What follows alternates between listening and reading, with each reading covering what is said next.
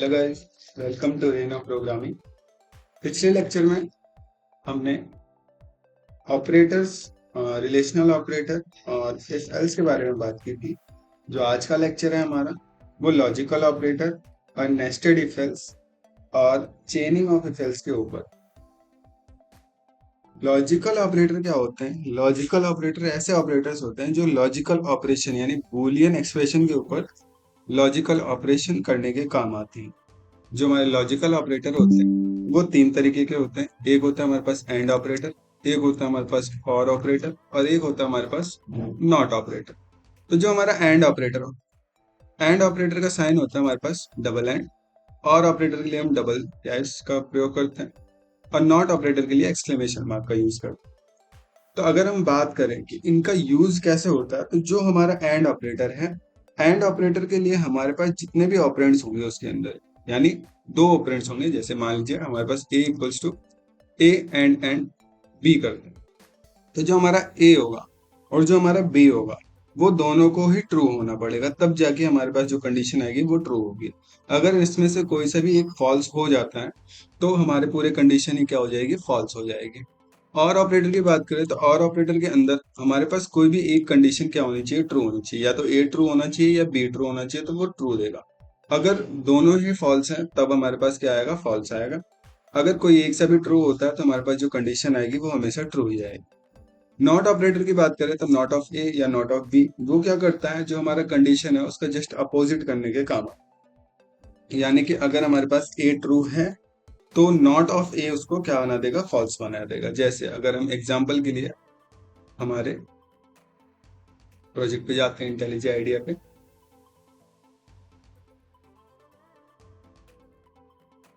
हम अपना project open कर लेते हैं।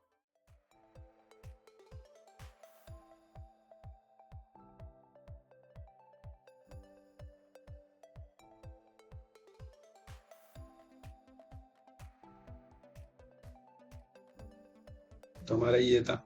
अगर हम लॉजिकल ऑपरेटर की बात करें तो हम इसको क्या करते हैं? कमेंट आउट कर देते हैं। हम पहले क्या पढ़ेंगे? लॉजिकल एंड के बारे में।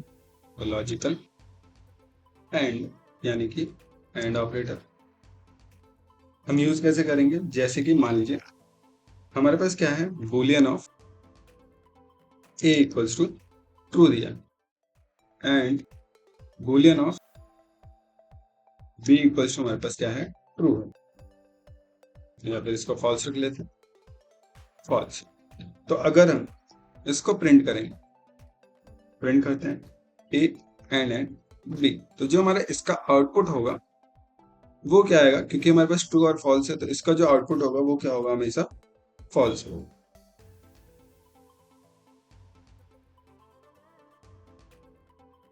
हमारे पास जो आउटपुट आ रहा है वो फॉल्स आ रहा है। हमारे इन दोनों के ट्रू करने के लिए हमको क्या चाहिए? ट्रू कंडीशन लानी पड़ेगी। तो हमको क्या करना पड़ेगा? ए एंड अगर मैं ट्रू लिखता हूँ तब जाके ये क्या हो जाएगा? ट्रू हो जाएगा, क्योंकि जो हमारा ए है वो भी ट्रू है और जो हमारा सेकंड ऑपरेंड है वो भी ट्रू है। तो तब जाके हमारा क्या आता है? एंड ऑपरेटर का ट्रू आता है। हम लॉजिकल ऑपरेटर की बात करें तो जैसे हमारे पास ये ट्रू और फॉल्स था तो हम यहीं पे सॉल्व कर लेते हैं और क्या लगाते हैं? ए और ऑपरेटर बी। तो इसमें से अगर हमारे पास कोई भी एक वैल्यू अगर ट्रू हो जाती है तो हमारे पास जो कंडीशन आती है वो हमेशा ट्रू ही आती है आंसर। तो हमारे पास यहाँ पे क्या आ रहा है? ट्रू आ रहा है। अगर इसमें से एक भी फॉल्स हो गया, जैसे मान लो मैं ए को यहाँ पे लिख देता हूँ फॉल्स और बी भी हमारे पास फॉल्स है, तो ये दोनों कंडीशन में हमको क्या मिल जाएगा? फॉल्स ही मिलेगा।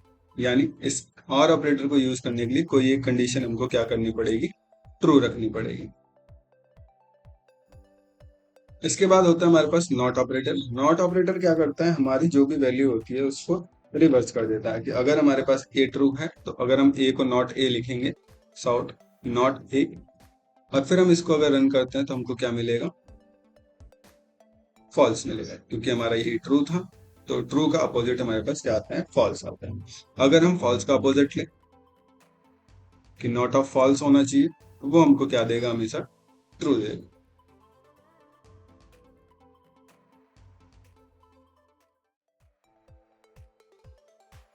तो हमारे पास क्या आ रहा है? ट्रू आ रहा है। इसके बाद अगर हम इसको यूज करना चाहें तो इसको हम अपने इफ एल्स के अंदर यूज कर सकते हैं। कैसे यूज कर सकते हैं? हमारे पास एक कंसेप्ट होता है चेनिंग ऑफ इफ एल्स। क्या होता है? चेनिंग ऑफ इफ एल्स, जिसमें हम एक से ज्यादा कंडीशन का यूज कर पाते हैं।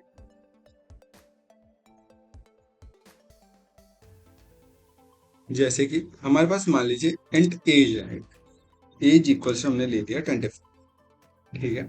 अब हमको क्या चाहिए? बूलियन हमने लिया कि इसके पास लाइसेंस है, हैज लाइसेंस, ये हमने यूज किया। तो यहाँ पे क्या कर लेते हैं? ट्रू।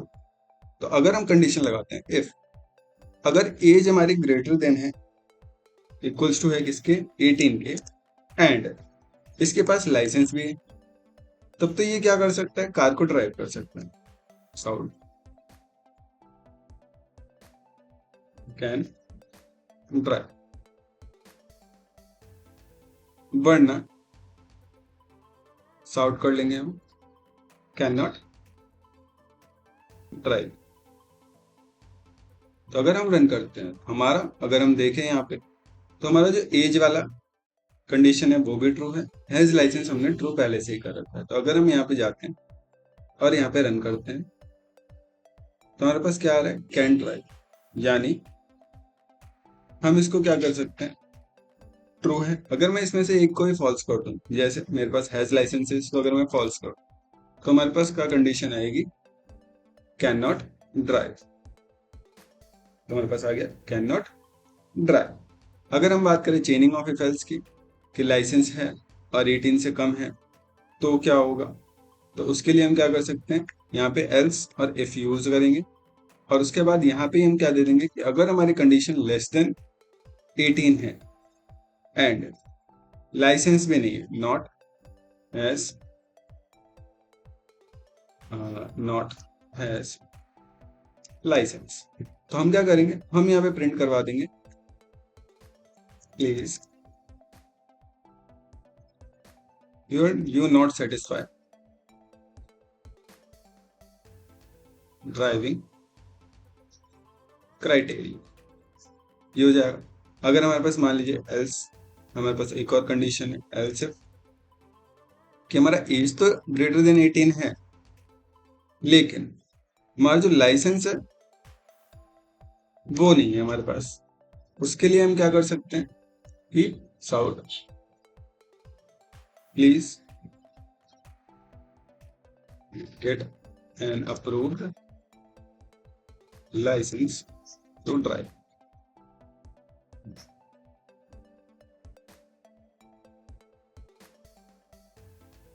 इसके अलावा हमारे पास क्या आ जाएगा एल्स में? Sout can not drive. ये जो हमारा लॉजिक है, यानी ये जो हमारा पूरा पीस ऑफ कोड है, इसी को हम क्या कहते हैं? चेनिंग ऑफ इफ एल्स, जिसके अंदर हम मल्टीपल कंडीशंस को एक साथ हैंडल कर सकते हैं। जैसे हमने इफ में एक कंडीशन हैंडल किया, एक एल्स एल्स इफ में कंडीशन हैंडल किया, और एक और कंडीशन हैंडल किया वापस से एल्स इफ लगा के। तो हमारे पास जितने कंडीशन होंगे हम इफ के बाद उतने एल्स इफ लगा सकते हैं, ताकि हम उन सारे कंडीशंस को क्या कर सकें? हैंडल कर सकें। एल्स हमारा आपकी मर्जी है, लगाओ नहीं लगाओ। अगर हमारे पास कंडीशन बनती है ऐसी कि हमको एल्स लगाना पड़ रहा है, तो वहां हम एल्स लगाएंगे, वरना नहीं लगाएंगे तो भी हमारा ये कोड रन होगा। हम इसको एक बार वापस से ट्रू कर लेते हैं और फिर इसको एक बार रन करके देखें। तो हमारे पास कैन ड्राइव आ रहा है। अगर हम वापस से इसको फॉल्स करते हैं और फिर रन करते हैं, तो हमारे पास क्या आएगा? Please get an approved licence to drive. और मान लीजिए हमने इसको एज क्या दे दी? 15। तो हमारे पास क्या आएगा? You are not satisfied driving criteria, ये आ रहा है हमारे पास। तो ये होता है हमारा चेनिंग of if else and logical operator. हम इसी के बेसिस पे और भी चीजें बना सकते हैं। जैसे कि हम अगर बात करें हमारे एक प्रोग्राम की, कि हमको ग्रेड देना है किसी भी इंसान को, ग्रेडिंग सिस्टम, तो हम क्या करेंगे? पहले एक प्रिंट करेंगे sout welcome to grading system. फिर उसके बाद हम क्या करेंगे? फिर एक और साउट लगाएंगे, साउट, जिसके अंदर हम क्या करेंगे? Please enter marks of different subjects. इसके बाद हम अलग अलग इनपुट लेंगे, किसके लिए? सब्जेक्ट्स के लिए। तो हम यहाँ क्या बनाते हैं, इससे पहले scanner S C equals to new scanner, और इसके अंदर हम क्या करेंगे, सिस्टम डॉट इन, ये आ गया हमारे पास।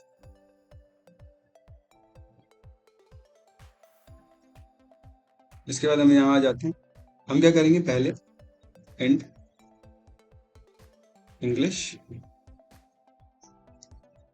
Equals to S C dot next int, और इससे पहले हम एक और सॉर्ट लगाएंगे, एंटर योर इंग्लिश मार्क्स, फिर एक और सॉर्ट लगाएंगे और एंटर योर हिंदी मार्क्स,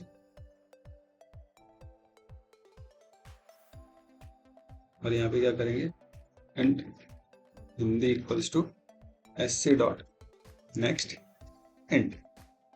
फिर हमारे पास साइंस और एस के लिए भी लेंगे ऐसे ही, एंटर योर साइंस मार्क्स, और यहाँ पे int science equals to S C dot next and. इसके बाद sout enter your maths marks, और हम यहाँ पे क्या करेंगे, and maths equals to S K dot next and. इसके बाद हमारे पास सोशल साइंस का बचा एंडिंग में, तो हम यहाँ लिखेंगे sout enter your social science marks, और यहाँ पे भी क्या करेंगे, टी इक्वल्स टू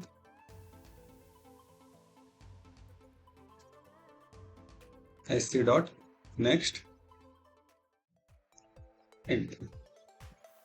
ठीक है, अब हमको क्या करना है, इन सब का सम निकालना है। तो सम निकालने के लिए हम क्या लेंगे, एंड मार्क्स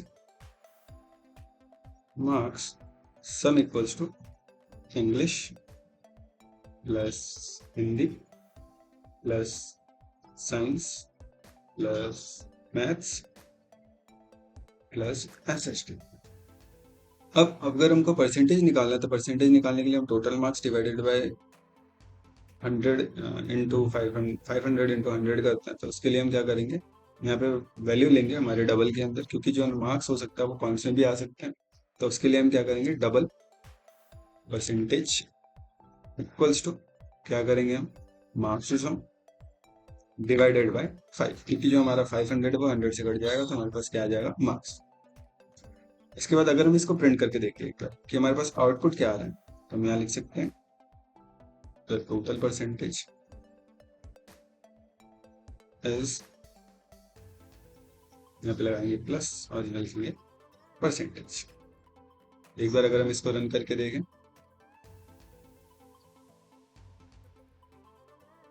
तो हमारे पास क्या आ रहा है, welcome to grading system, please enter marks for different subjects. हम एक बार इसको रन करके देखते हैं,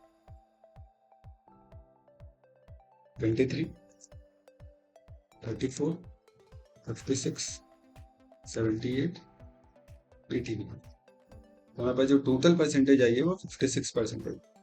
तो हम क्या करेंगे, इस 56% के बेसिस पे हम ग्रेडिंग सिस्टम बनाएंगे। तो ग्रेडिंग सिस्टम बनाने के लिए हम क्या यूज करेंगे, हमारे चेनिंग ऑफ इफ एल्स वाले कंसेप्ट को, कि इफ अगर हमारा जो परसेंटेज है, परसेंटेज पर स्पेलिंग गलत हो गई, हम क्या लिखे थे, परसेंटेज परसेंटेज, अभी क्या यूज करेंगे, परसेंटेज इज, अगर हमारा जो परसेंटेज है वो ग्रेटर देन होता है 35 से, एंड जो हमारा परसेंटेज है वो लेस देन होता है किससे, 50 से। तो हम क्या कर देंगे, यहाँ पे ग्रेड देंगे साउथ, ग्रेड ई, फिर आ जाएंगे हमारे एलसिफ पे, फिर से भाई percentage is less than equals to 50, percentage is greater than 50, and percentage is less than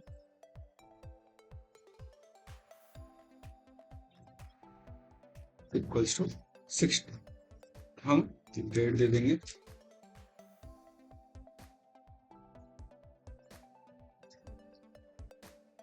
D, फिर आ जाएगा हमारे पास एलसिफ, फिर से हम कंडीशन लेंगे percentage F, percentage is greater than 60 and percentage is less than equals to 70.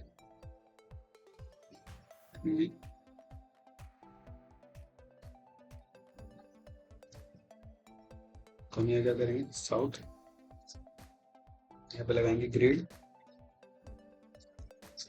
सी, फिर आ जाएगा हमारे पास एक और else if, percentage is greater than 70 and percentage is less than equals to 80. तो हमारे पास जो ग्रेड आएगा वो क्या होगा, बी। हम ये क्या देंगे, ग्रेड बी। एक और एलसिफ लगाएंगे कि हमारे पास जो परसेंटेज है वो ग्रेटर देन होगा किससे, 80 से, एंड जो हमारे पास परसेंटेज है वो लेस देन किससे होगा, 90 से। तो हमारे पास यहाँ पे क्या आ जाएगा, ग्रेड ए, ग्रेड ए। इसके बाद एक और हम लगाएंगे एलसिफ कि इफ जो हमारा परसेंटेज है ग्रेटर देन 90 होना चाहिए एंड परसेंटेज जो हमारा है वो लेस देन इक्वल्स टू 100 होना चाहिए। तो हम उसके लिए क्या करेंगे, यहाँ पे प्रिंट करेंगे ग्रेड ए प्लस, एंड में हमारे पास एल्स आ जाएगा जो कि फेलियर के लिए होगा। तो हम यहाँ सॉर्ट कर देंगे, sort, sorry you have failed. ठीक है, तो ये हमारा पूरा बन चुका है। अगर हम इसको रन करके देखते हैं एक बार, फिर से रन करते हैं, हमारे पास मार्क्स मांग रहे, तो हमने दिया 34, 34, 56, 67, 78, तो हमारे पास क्या आ रहा है, 53% आ रहा है, और ग्रेड हमारा डी। तो अगर हम यहाँ पे जाके देखें 50 से लेकर 60 के बीच में जो भी परसेंटेज होगा उसके लिए ग्रेड डी आएगा। तो हमारा ये पूरा सिस्टम सही बन गया। तो आज के लिए हमारा इतना ही लेक्चर था। अगर आपको ये वीडियो अच्छा लगा तो लाइक करें और सब्सक्राइब करें, हमें सपोर्ट करने के लिए शेयर भी करें ताकि और भी आपके फ्रेंड्स इसको देख सकें। Thank you.